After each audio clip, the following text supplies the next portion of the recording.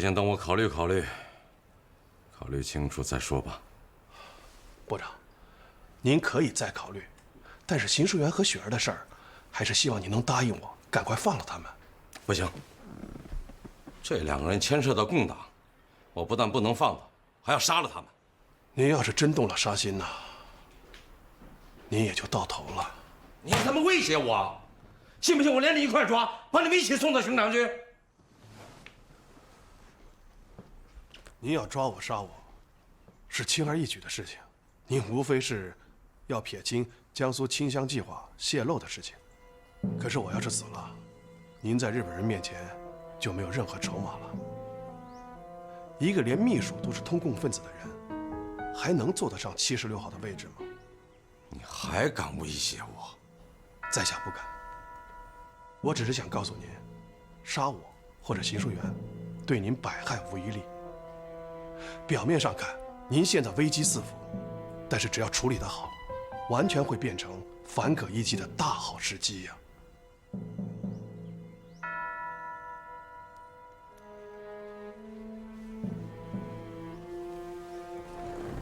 接着说。部长，难道您忘了吗？这是我们之前就商量好的呀。剿共失利，日本人和周淮海马上就家暴了1000万，您的第一个目的不就达到了吗？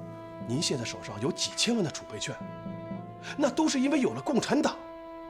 如果没有他们，你怎么来发这笔大财呀？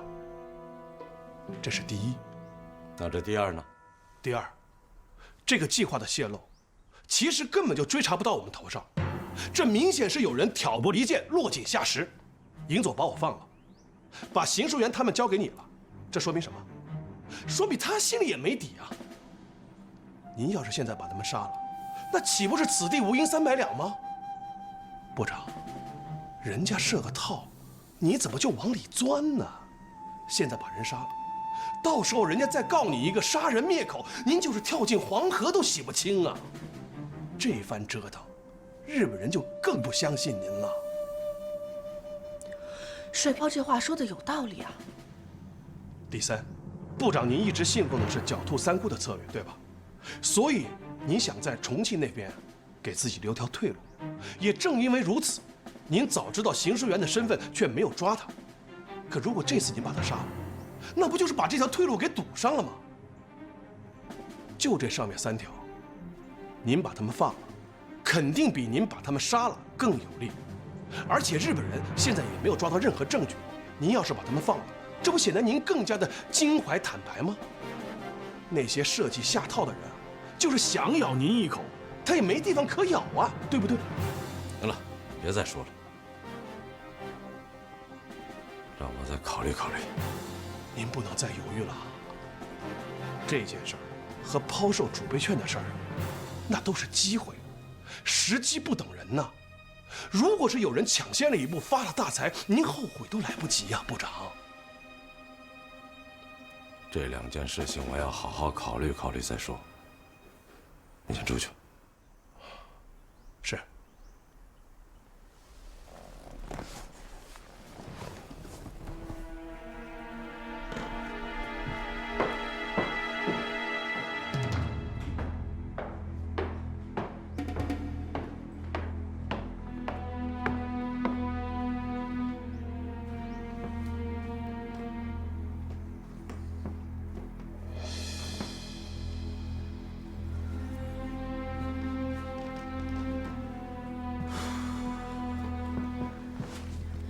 世群，这水漂刚才说的话，听得我这心里是一阵一阵的热。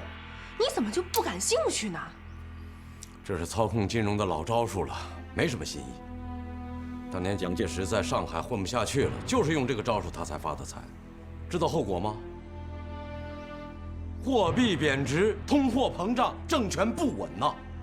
汪先生的政权从来都不稳，要不是有日本人，早就垮了。可我是中央常委、江苏省主席，我不能这样。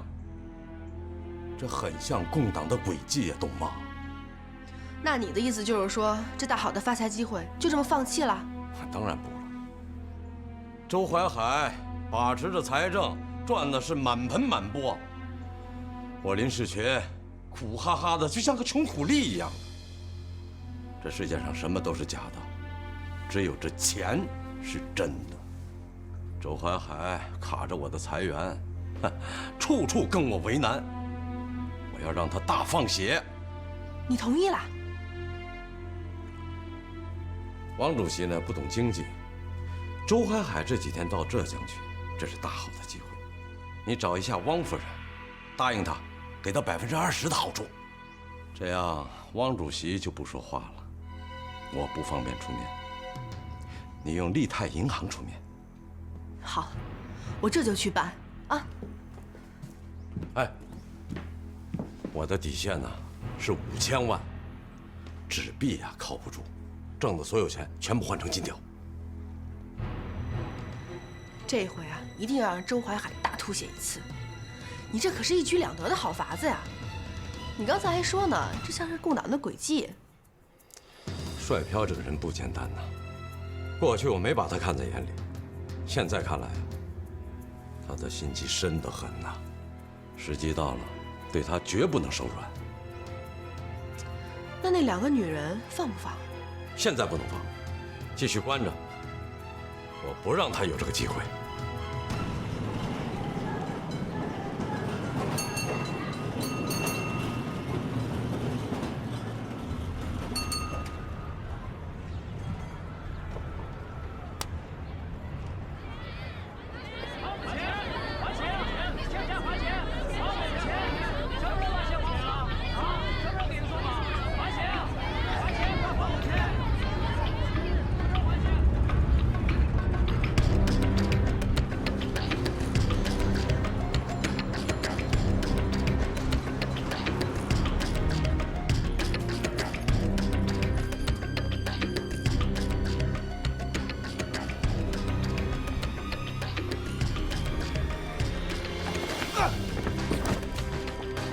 干什么？这一切都是你导演的吧？什么导演？你什么意思啊？别跟我耍滑头，林世群狗屁都不懂，炒弄货币，是不是你教他的？是我教的，怎么了？我的目的就是救出邢淑媛，其他的我才不管呢。我就知道你小子不简单，你在给他下烂药。周淮海下令，我们属于重庆的4大银行，全部要购买储备权。重庆为此非常恼火。怎么着？你开了个口子，我们都跟着一起炒。你们不能炒，我跟你说啊，这个储备券啊，它过2年就会大贬值的，你知道吗？你们要了根本就没用，这东西只跟你们国民政府的法币有比价，跟其他外币都没有比价。它根本就没有发行基础，就是一堆废纸，你知道吗？可周淮海强买强卖，我们该怎么办？你们跟林世群是不一样的，你们不能同流合污的。不过你们防范工作还是要做好的。再说了，你们军统不是有武力吗？你们手上那家伙又不是吃干饭的。行，我看你小子怎么处理。还有一件更重要的事儿。我知道，邢淑媛呗。没错，邢淑媛为了你被日本人抓了，你必须救她出来，否则我饶不了你。你以为我不着急啊？为了这个事儿，我前2天差点跟林世群翻脸了。再说了，除了邢淑媛，还有雪儿呢。雪儿为了这件事儿被日本人毒打，我心里比你着急多了。雪儿是你的事儿，我只管邢淑媛。我警告你啊，如果我的女人有个3长2短，这笔账就记在你头上了。你的女人？哎，俺们想吃天鹅肉。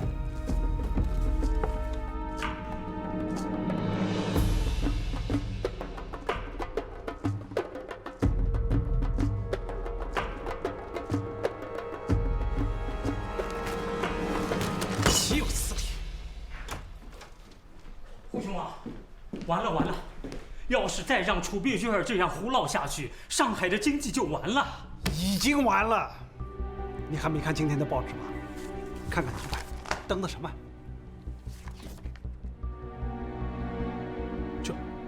这就2天的功夫，转眼间已经到了这一步田地了。汪精卫以为他是谁呀？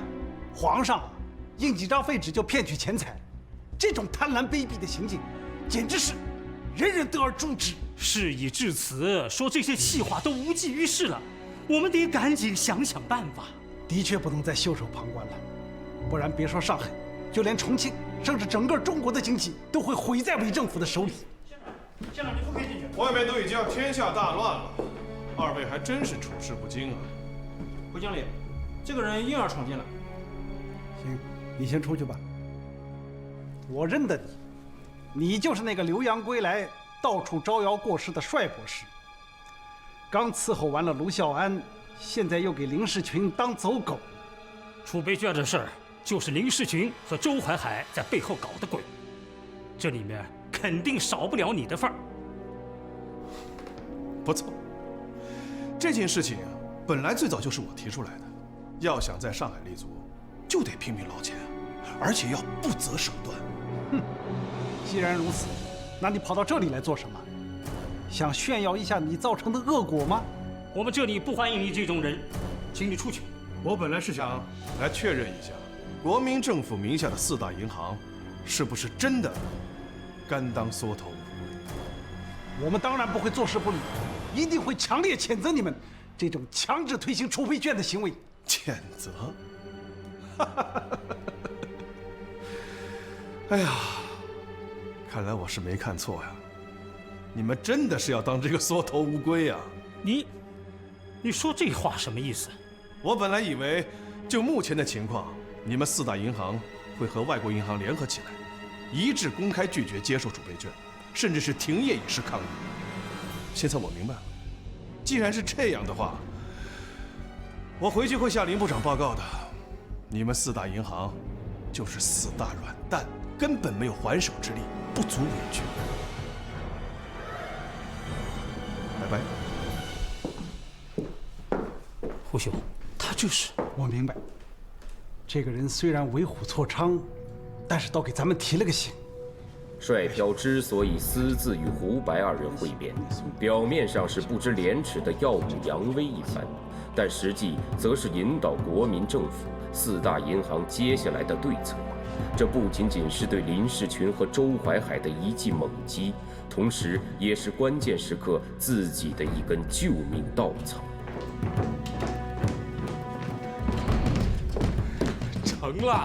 成了，部长。别急，慢慢说。什么成了？现在上海的储备券大幅度升值，连周太太都抛了法币买进了储备券呢。哦，他买了多少？1000多万呢。这个周太太平日里吃斋念佛，跟个仙人似的，没想到啊，借了钱啊，仙人也动了凡心。这个仙人呐，该落入凡间了，是时候进入下一步了。部长，我已经准备通知银行，大量的抛出储备券。我算了一下，这次咱们能挣2000万呢。2000万连塞牙缝都不够呢。我把江苏所有的储备券全运到上海来，都交给你，抛了吧。啊，这几千万的储备券抛出去，在上海就等于扔了个定时炸弹呢。让你干就干，哪那么多废话？不是部长，这样做是不是有点搞得太大了？我是怕万一这储备券贬值了，那周太太的1000多万打了水漂，要是周院长回来了，知道这事儿，那还不得杀了我呀？杀人的工作不是他干的，是我林世群。去吧，我替你撑腰。是。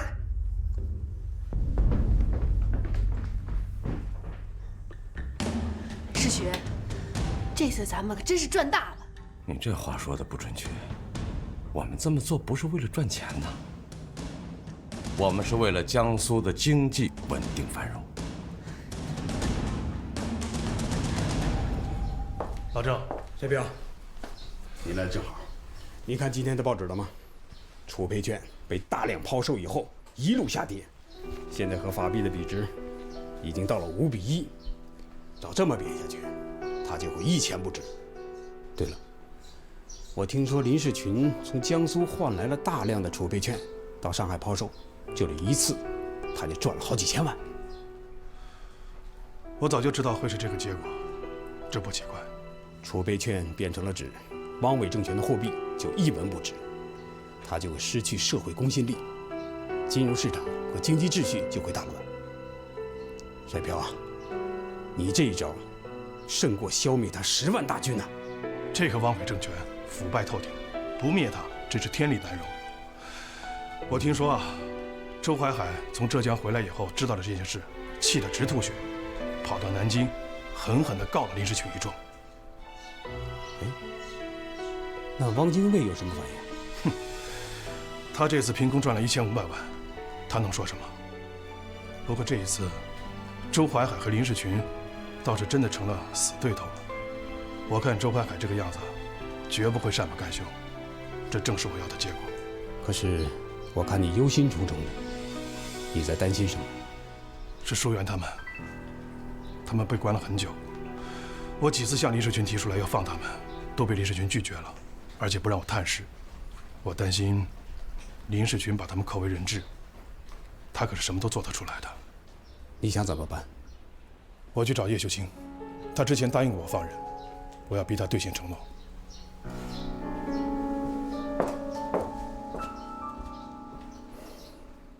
帅飘，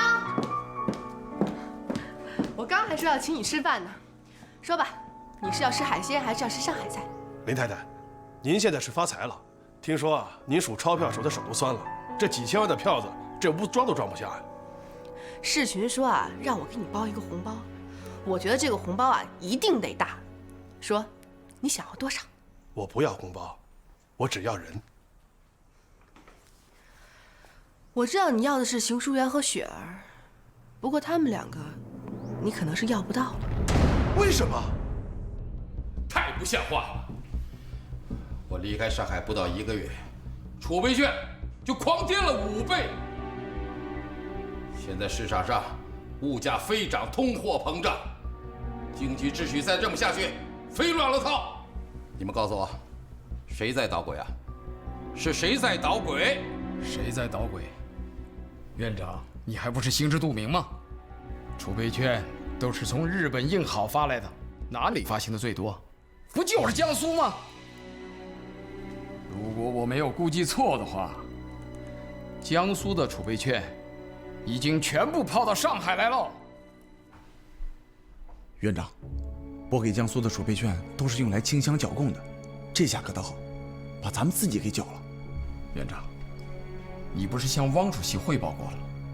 汪主席是怎么说的？汪主席说，他不懂经济，让我们跟江苏协调，要我们跟日本人商量解决。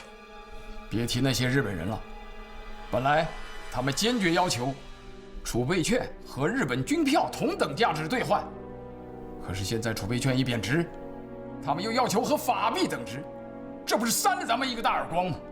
这件事情的根源还是在江苏，我听说某些人可是发了大财了。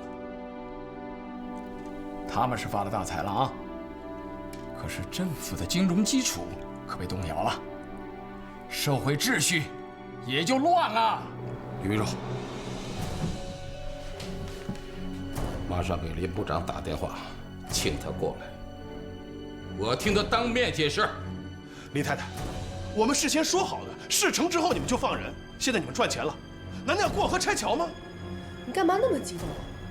杀死他们2个碾死只蚂蚁一样，值得你这么大惊小怪吗？他们死了？没有，他们2个现在在监狱里过得可滋润了。你们要是真杀了他们，那我们就撕破脸了。话别说的那么重。清乡剿共的失败，你以为你能那么轻松的就过关吗？日本人一直抓这件事情不放，是世群替你遮掩过去的。不过事情总得有人出来顶缸，就是他们2个。部长是怕自己受牵连，所以关着他们不放，想给自己留一手，对吧？没错，我就是给自己留一手。周淮海今天刚回到上海，就给我打电话，让我到他的办公室去一趟。我不想去啊，帅票，你替我跑一趟，去看看他说什么。怎么了？你不愿意去啊？我知道周淮海请你去见面是为了什么，你怕自己对付不了，所以让我去，对不对？可是部长，之前我们有过约定，你们赚了钱之后就把雪儿和邢淑媛放了，您自己亲口答应的，您说的话应该兑现吧？你是市群的秘书，你怎么能这个态度啊？我就这个态度，他们是为了我坐牢的，我要是不救他们，我还是人吗？你放心，你只要这次去了周淮海那儿，帮我度过这一关，我就把他们俩给放了。我们前一次已经约定好了，现在你又加条件，我还怎么相信你啊？你有选择吗？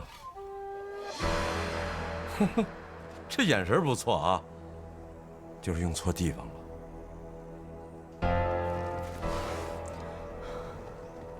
帅飘，这次我们肯定放人，不过你要先把周淮海应付过去。我不过是个秘书，我有什么资格说话呀？再说了，今天我就算是帮你渡过难关了，他日一旦风向变了，你又会反过头来说我蒙蔽你、操纵你，我还要不要脑袋了？这个你不用担心，从今天起，你是清乡委员会的主任秘书，你有资格发言。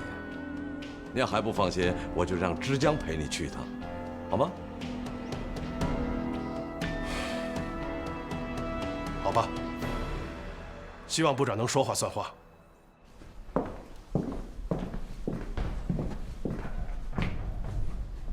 怎么就你们两个？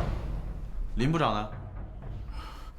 部长病了，正在家里养病呢，所以就让我跟帅秘书代表他来开会。生病了啊？我看是故意躲避吧。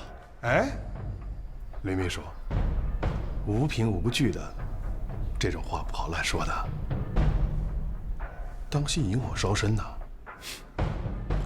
我看你这一副坐怀不乱的样子，看来今天你是要演一出诸葛亮舌战群雄喽。此话言过其实，帅某实在不敢当。等着吧，我进去请示一下。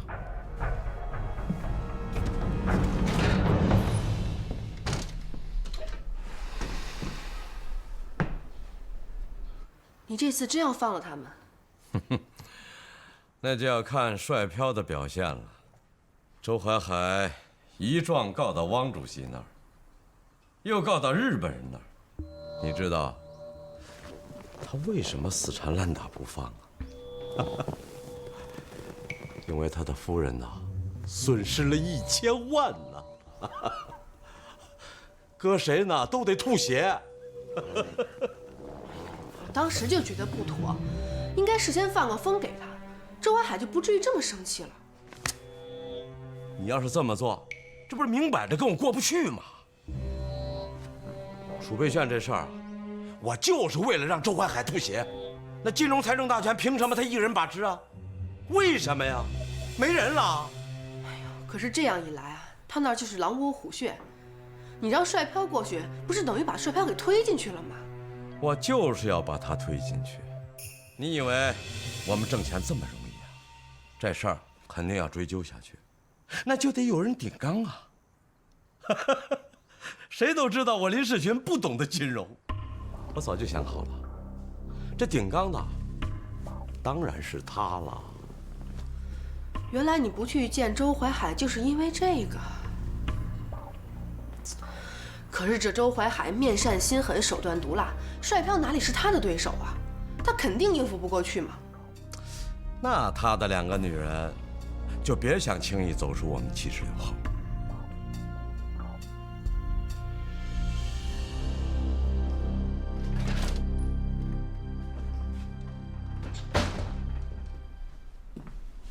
院长说了，让帅飘进去，你在外边等着。好，那我就不进去了。帅飘，你先进去吧。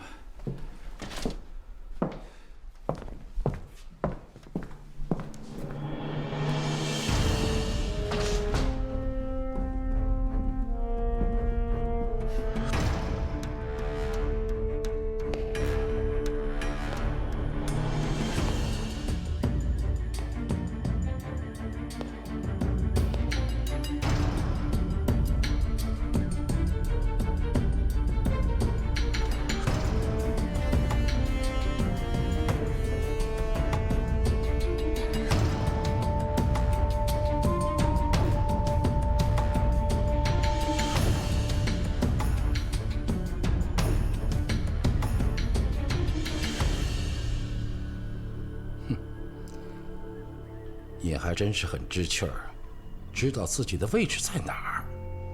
反正也不是我的座位，我只不过是替林部长做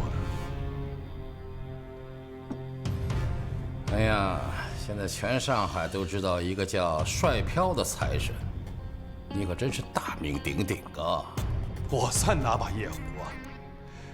周院长才是真正的神，财神爷。好了，既然你代表林部长来的话，我们就开门见山。看到了吧？今天在座的都是中储会的委员。我们刚实施推行的金融政策，就有人肆意破坏、炒买炒卖，赚了大笔的钱呢。我奇怪了，这市面上哪来这么多的储备券呢？印制和发行了多少储备券，只有你们中储会清楚，外人谁会知道？胡说！江苏的储备券全都跑到了上海，那些储备券是给你们清乡剿共用的，可你们倒好，却到这儿来炒买炒卖，把整个上海的金融秩序搞得不像个样子，成了一个烂摊子。其实这也不能怪江苏。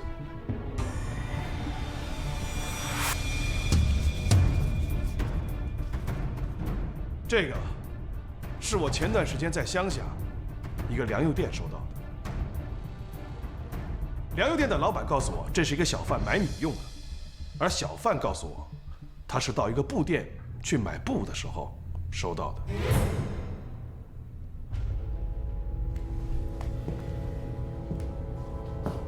诸位仔细看一看，这张储备券只经过了几次的交换，你们现在还能看得清楚它到底是多少面额的储备券吗？一种纸币的发行，流通性是它最基本的要求。可是这张钞票经过了几次交换以后，居然连它的面额是多少都看不清楚。这种质量跟上厕所的手指有什么区别？请问诸位，这种钞票怎么用呢？怎么流通呢？政府的储备券都是由日本印制的，也是从日本运来的。你不要在这转移话题。哈，原来政府发行的纸币还是日货。这种钞票粗制滥造，在江苏根本没办法流通，老百姓根本不认呢。他们都叫它冥币，用它根本就买不到粮食和后勤物资。想到日军那儿补充武器弹药也不行，因为日本的军票只对法币，不对储备券。可是我们要清乡剿共啊，总不能让我们拿一堆废纸在手上吧？所以林部长也没有办法，被逼无奈把它运回上海，兑换成法币是使用。否则的话，耽误了清乡剿共，谁负得了这个责啊？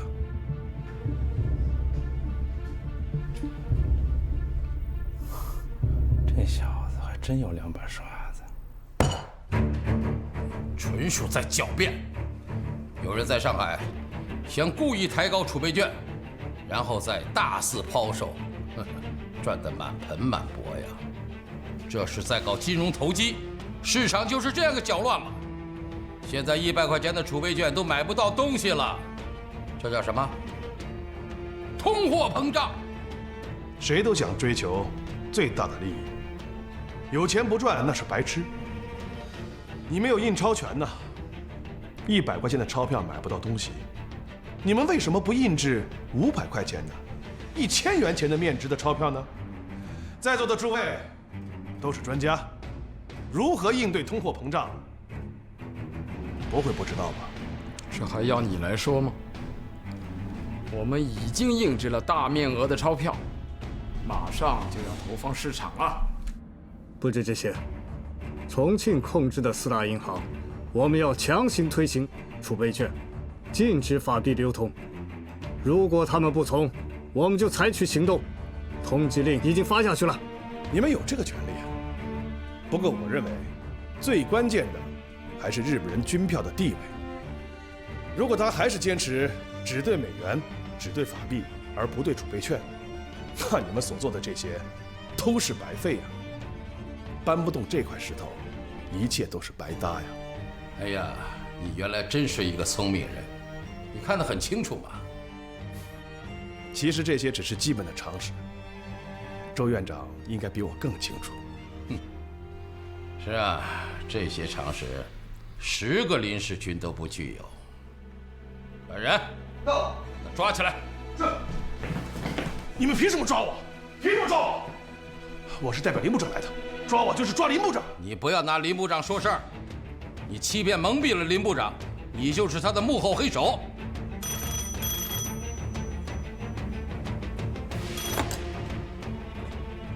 喂，我是林世群。那边什么情况？周淮海当场翻脸要抓帅漂，这在我意料之中啊。什么？帅漂驳得他们哑口无言，他们反而还要抓帅漂？让我想想。你别离开，也不要掺和。后面什么情形，随时向我汇报。好，就这样。世群啊，怎么回事啊？刚才是之江来电话，说帅漂在会上把中储会驳的是哑口无言呢。把周淮海都给说成哑巴了。哎呦，他还真是有2把刷子。这周淮海恼羞成怒，正下令要抓帅漂呢。太好了，你不是早就这么想了吗？那这样一来，我们就可以撒手不管了。哎，帅漂已经帮我们过了这一关，我们正占着理呢。再说了，他说代表我，那抓他就是抓我呀。那他这是把你推到前面去了。你打算怎么办？这事儿我要掂量掂量，该怎么办，我再好好想想。朱院长，你这是公报私仇！你今天抓我，天下人不会服气的。你算什么东西啊？一个骗子！我抓你杀你，就像碾死一只蚂蚁一样。你说什么？公报私仇？我怎么公报私仇了？发起储备券的后果你早就知道，炒买炒卖储备券，院长夫人也参与了，只不过她亏了钱让你生气，所以你把这个罪名加到我的头上，这怎么不是公报私仇啊？污蔑！污蔑！院长夫人怎么可能参与炒卖储备券呢？不但院长夫人参加了，在座的诸位可能都参加了吧？啊，江苏的储备券只有几千万，而市面上炒卖的储备券早就上亿了。这多出来的储备券到底是哪儿的呢？几千万的储备券撼动不了金融市场。林部长只不过是进得快，捞了一票就逃出来了，而你们进得晚，逃不出来了。所以，你们想拿我当替罪羊，我看你们是抓错人了。报告。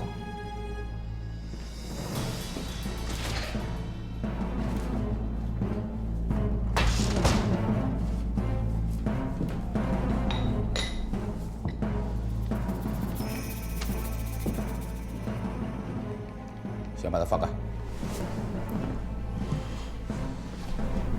院长，怎么了？重庆方面控制的4家银行发表联合声明，拒绝储备券，而且还谴责我们强制推行的措施，并且扬言从下周起停止营业，以示抗议。这是在向我们示威呀！可你怎么把他给放了？这还不明白？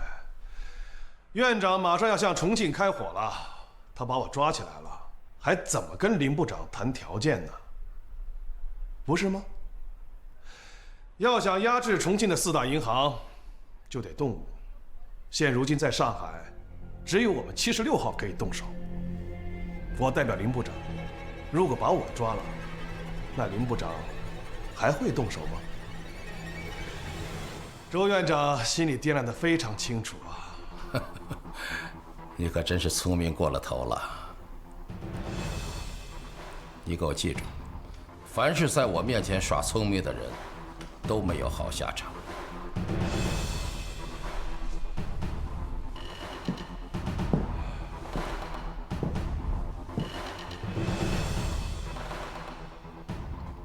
我记住周院长的话了。江苏储备券的事儿，是不是可以一笔勾销了？你转告林部长，我要见他，越快越好。是。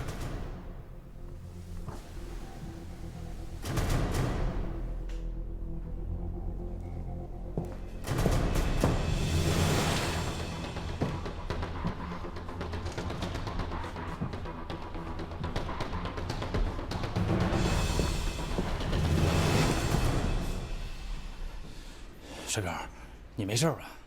我没事了，部长也没事了，以后再没有人追究储备券的事了。嗨，刚才我一听说朱院长要抓你，我就赶紧给部长打电话了。可我一回来就见你没事了。你是怎么跟他们说的？没什么。对了，你回去报告林部长，就说周淮海要到76号来，要见他。好。哎，那你不跟我一块儿回去啊？我不去了。这个功劳还是算你的吧。我累了，我去睡觉了。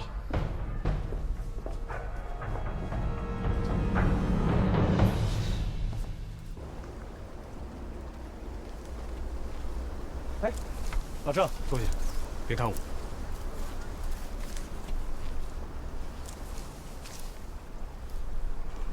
情况怎么样？不是，你们共产党街头谈话都是这么偷偷摸摸的？这是为了安全，更是为了你的安全。你知道，一旦有事，我马上可以养活你撤离这儿。你是要跟我说，这湖里边有人要兴风作浪吗？是的，林世群下了一网，满载而归。可周淮海在下网的时候就打不到鱼了，他只能抽干湖水，竭泽而渔。汪伪政府马上就要推出禁令，禁止法币流通，强制推行储备券。这不就是强盗行径吗？用一堆废纸掠夺财富和资源，物价势必飞涨，老百姓就苦了。他们已经有应对措施了，那就是加印钞票。500元面额、1000元面额，将来出现1万、10万甚至100万元面额的钞票，都不奇怪了。他们根本不管老百姓的死活，他们心里只有他们自己。水能载舟，也能覆舟，这种倒行逆施，他们的覆灭就不会太远了。你说的没错，中储会还有那个中储银行，其实就是日本人的傀儡。你知道吗，老郑？发行新的货币，必须要有准备金。汪伪政府的准备金都必须存在日本的银行里。其实这一切都是日本人在操控。什么都可以改变，唯独日本的军票地位不能改变。所以，我们要想办法揭露他们的阴谋。老郑，我这里有些要点，可以让你作为参考。别动。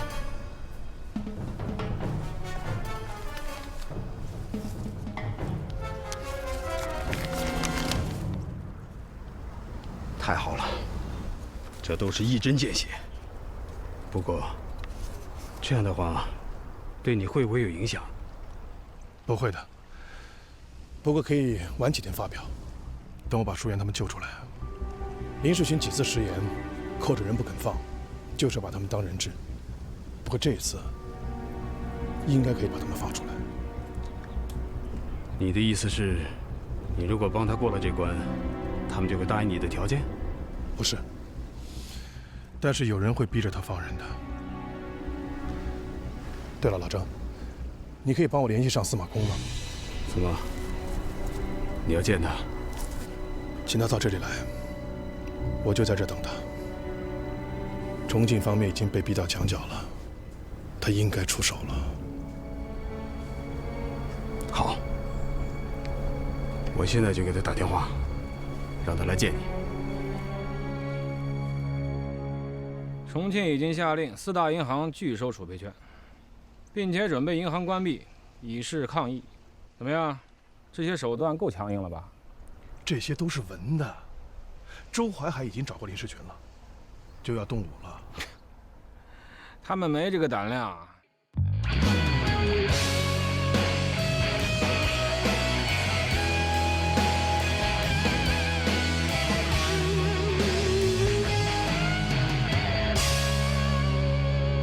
细雨绵绵，多美丽的